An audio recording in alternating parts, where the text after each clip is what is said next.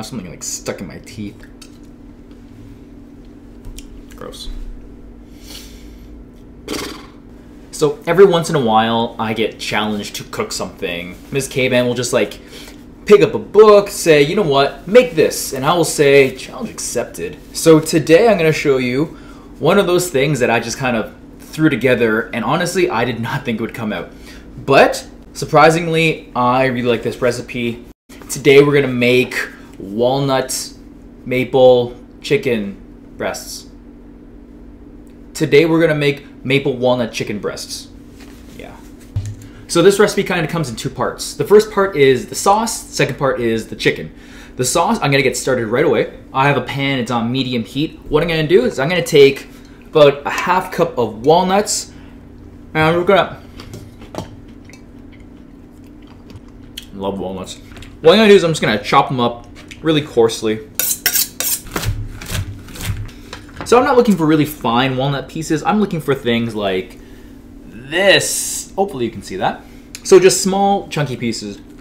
When you do this, be really careful that you don't eat all your walnuts before you actually start cooking. So I'm gonna take those nuts, put them on a plate for later. What I'm gonna work on now is a little bit more of a seasoning type lubricant for chicken breasts, because if I just throw them in the pan, they're gonna stick to everything and it's gross. So for the kind of meat lubricant that I make for this, I usually go about, what is that, a quarter cup? I don't know, that much olive oil. I go with a pretty heavy pinch of salt, a couple nice grinds of black pepper, and my spice of choice, or herb of choice, for chicken is thyme. So this is about 1 sprig of thyme. Doesn't have to be diced up too finely. My pan is pretty hot, so my nuts go right in, and we're just gonna toast them up. Be careful when you do this. Keep an eye on your nuts, otherwise they will burn. I find that walnuts burn pretty quickly, so just be careful. Watch it. If you smell burning, stop immediately. Your nose knows. I don't like that one. Okay, so those nuts are going. Time to prepare some chicken. Oh, what's that? Steve, you bought chicken breast. You don't have a whole chicken. What a waste. I don't know. I don't know what to tell you. I could buy the whole chicken, but for this particular meal, I like having the chicken breast because they're convenient, and I don't know, every once in a while, I just don't feel like carving up like a whole carcass. Now for the chicken breast, I don't like using the whole breast as it is because I find that if I fry it, it doesn't cook really evenly all the way through. So what I'm gonna do is I'm just gonna cut them in half, kind of like that. Make sure you have a sharp knife for this. Actually, in that short amount of time, those nuts actually toasted. They're done. I had to take them out of the pan because I had smelled them and they smelled really fragrant, and that's how you know that they're gonna be good. For this chicken, I'm just gonna use my olive oil, thyme, salty, peppery goodness, and I'm just going to get it right on there. Perfect. So, meat's all covered up. I'm gonna throw about 2 tablespoons into my pan to get started. And let's start frying this up.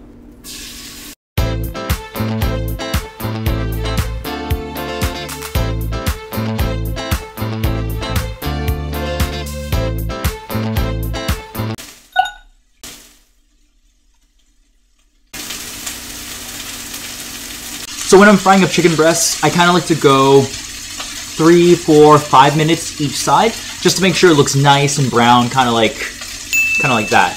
Oh, maybe the picture's over here.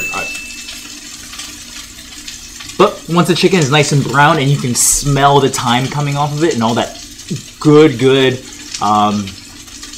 meat scent, I think this episode is just like bad puns. Not even puns, just like bad combinations of words that I'm doing. Anyways, once your meat is done, it's time to let it rest for a little bit. Yeah. So I'm gonna let that rest for a little bit. I'm gonna finish off my sauce. Grab something you can use to scrape the fond off the bottom of your saucepan with. That's French for brown stuff left behind by meat. And to my pan, I'm gonna add about 1/3 of a cup, it's a lot, of cider vinegar. And you just wanna make sure to lift all of that brown stuff off the bottom of your pan. And I'm gonna let this vinegar reduce for about a minute.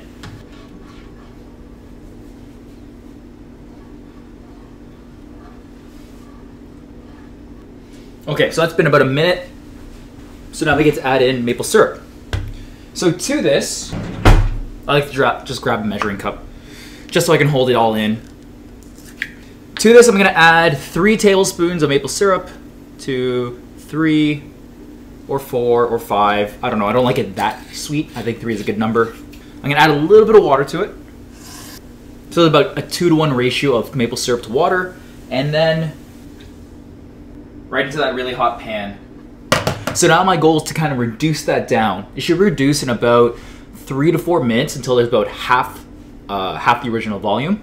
The reason I added a little bit of water is because if you just do straight maple syrup into your pan, there's a really good chance that the sugar in it is going to first caramelize and taste really, really good, but then probably immediately burn and taste like crap. Nobody wants to eat crap. Okay, so it's been about 3 minutes for me. The volume is now a lot less than when I started. So these nuts that are toasty and taste and smell really good, I'm gonna go right in. Turn off your heat. There's enough residual heat in the pan just to kind of let this jive.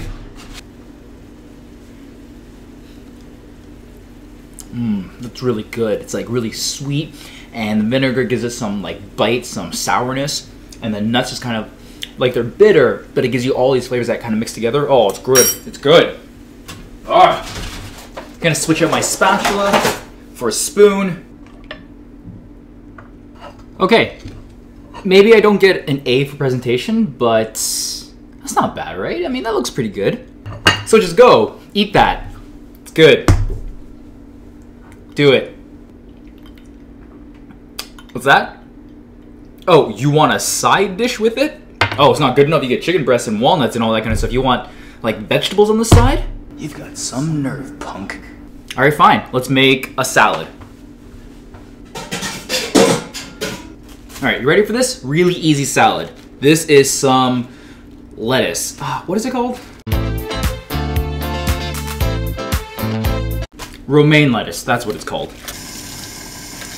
So this is what, 5 kind of branches of romaine lettuce. Just kind of break those up. You want to just rip them into chunks that you could bite into. Don't be fancy, don't use a knife, just get it out of your system. Just perfect. Lettuce. Let us continue. Oh, I'm a bad person. Next, take an apple, because I like apples. And I'm just gonna peel this.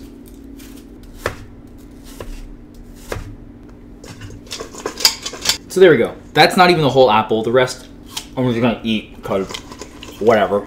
It's not a salad without salad dressing. More olive oil, about a tablespoon. Balsamic vinegar, about a tablespoon. Toss.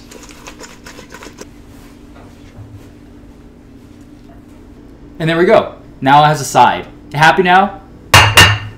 Friggin'. But that's it. You cook some chicken, you make something with maple syrup, there's some vinegar in there, then you throw together some greens and apples, and then everyone's happy. Nutritional information. I don't know where it is, but when I turn around to look for it, it better not just show up.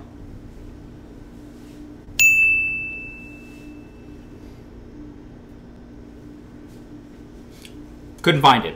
Anyways, enjoy it. It's a really nice meal. It's super, super filling. Give it a try. I know it's not 100% paleo. I mean, it doesn't have... I mean, I use maple syrup in it, and that technically isn't exactly what you want to be eating, but don't eat it every single day and you're fine. It's a nice treat. Anyways, thanks for watching. I will catch you next time. Bye.